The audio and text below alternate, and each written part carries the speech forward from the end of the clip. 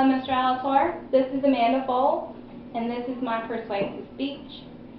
Today I'm going to be talking about the affirmative action law and how we as Americans in 2010 need to finally realize this law needs to be eliminated because it's no longer necessary.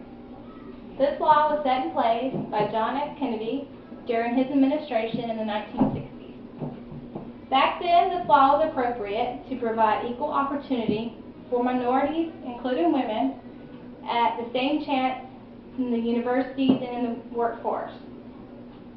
This law is also set in place to make up for past years of discrimination, according to uslegals.com. The pros and cons of this law is that affirmative action leads to reverse discrimination.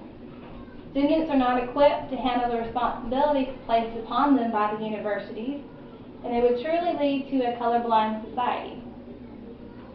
The pros are that this law provides equal opportunity for minorities and women in the workforce and in universities, and it also creates a diverse society in universities and in the workforce. This law sets lower standards for performance by employees and students according to balancedpolitics.org. This law is actually disgracing minorities by saying they need legal help just to get ahead. Most minorities have to work twice as hard to get the respect that they deserve because they got where they are because they actually achieved their goals. There have been many civil lawsuits against employers, and universities who cannot follow the rules of this law. One case, according to Stanford University, in 1973, Alan Bake, a white applicant, was denied admissions to the medical school at the University of California 2 years in a row. But the university accepts applicants with much lower grades and test scores over Bake.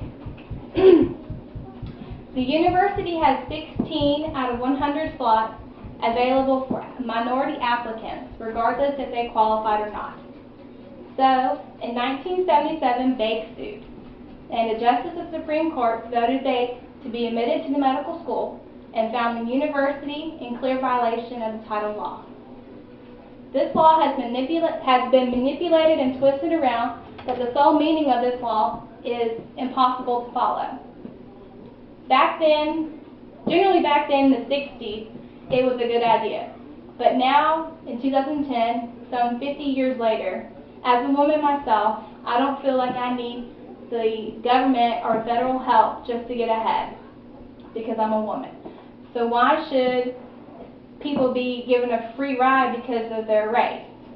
Why should a minority be given the opportunity at admissions to a college or a promotion in a career over someone who has worked hard at their goals without federal help?